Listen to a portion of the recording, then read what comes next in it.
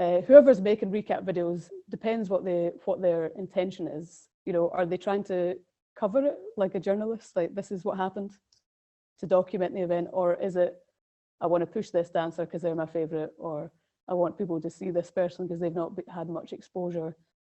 So the videos themselves can end up being biased towards the filmmaker's point of view.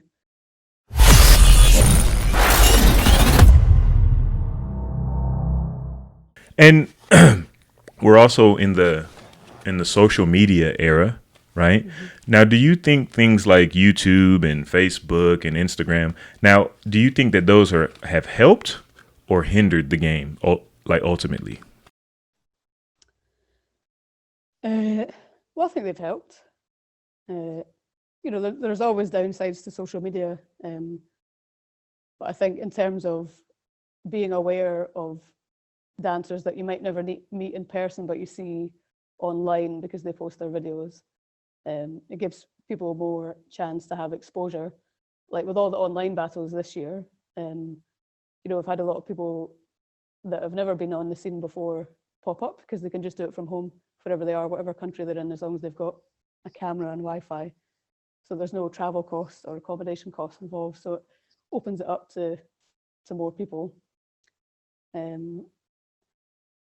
think I watch a lot of the tutorials that are online. I like watching a tutorial. I really enjoy going to workshops and learning from other people and seeing other people's tutorials.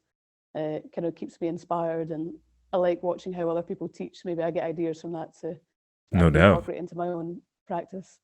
So I think that's a way to bring the community together and keep that each one teach one spirit going. No doubt. We can't meet in person. I think, well, going back to the sexism things, I think there are a lot of B-girls who, when they post something, the kind of comments they'll get will be, "Oh, you're beautiful, marry me, so sexy." Oh, the bullcrap. Yeah, no doubt. Never commenting on their dancing skills. Right. Which is, that's hilarious. To a point that you made about the online battles, do you think that there's going to be a space for those post-pandemic? Or do you think those will just go to the wayside and we just get back to the face-to-face?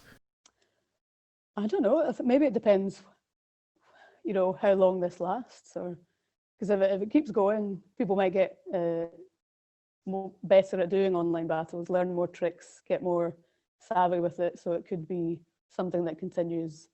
But it depends if the world opens up again and how much it does or doesn't.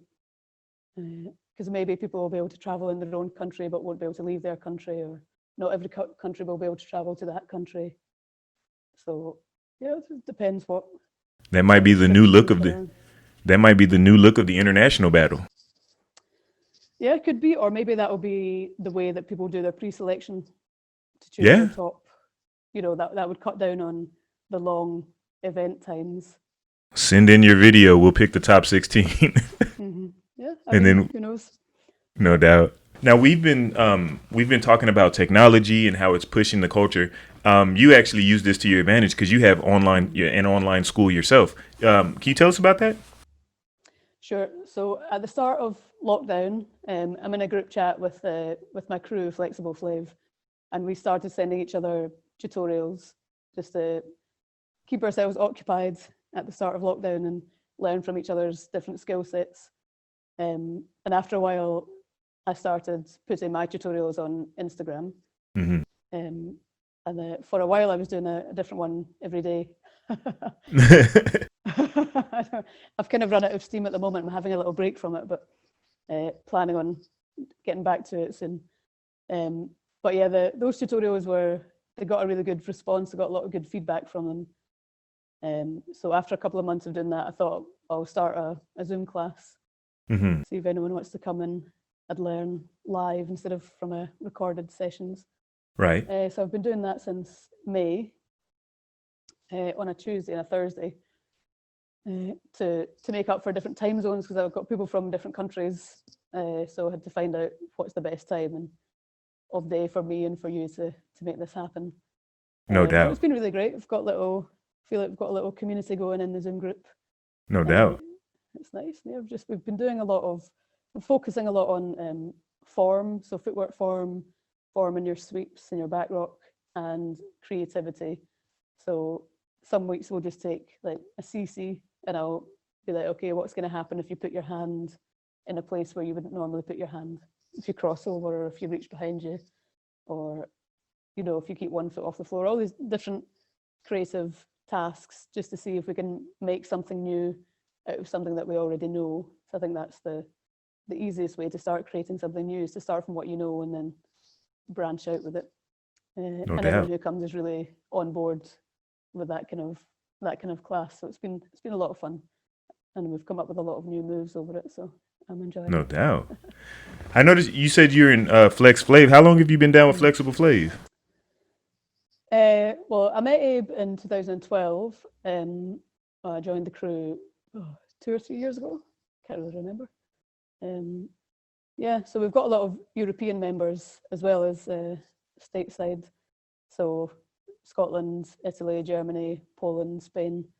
So yeah, it's cool. So usually we'll see each other, 2 or 3 times a year. We'll travel to Italy or to Germany, or they'll come here for events or just for training and hanging out. So even though we're all far apart, we managed to stay in touch and train together quite a lot. That's good. So Flex Flave worldwide, huh? Yeah. That's dope. Now, you also have a solo show that you do, right? Mm-hmm. So what is that about? So my show, it's about coercive control, which is domestic abuse. So Women's Aid, which is a support organisation for abused women here in the UK, they define it as a pattern of acts of assault, threats, humiliation and intimidation, or other abuse that's used to harm, punish or frighten their victim. Wow. So I learned about this through listening to a podcast called Real Crime Profile. So they were talking a lot about coercive control, and I decided to make a show about it to raise awareness, because I think so a lot of people haven't heard that term before, don't know what it's all about. But last year it came into the law in Scotland, so now it's a criminal offence. So yeah, my show want to raise awareness and help people understand what coercive control is, how it feels if that's happening to you. So it's all from the point of view of the victim. It's a solo. So the abuser isn't present, but their presence is always felt by, you can see the effect it's having on the victim. Right. So I've done the first development phase, and I was just about to apply for funding to do the next phase and plan a tour, but then COVID hit. So then the world fell apart. So now back onto thinking about it and how I can proceed from here. But I want to go back, and at the moment I've got a 13-minute piece, and I want to extend it to half an hour, and then when possible I want to tour it to schools and universities, conferences about domestic abuse, and have a domestic abuse advocate with me to lead a discussion with the audience afterwards, to get people's thoughts on the show and what they thought coercive control was before, and how their understanding might have changed, and then the advocate can explain the tactics an abuser uses and the red flags that you can look out for. Right. Now, what made you really want to be a part of this? Is it, just a cause you believe in, or is this something that you've seen in your 20 plus years in the Breakin community, and you're like, we need to speak to this?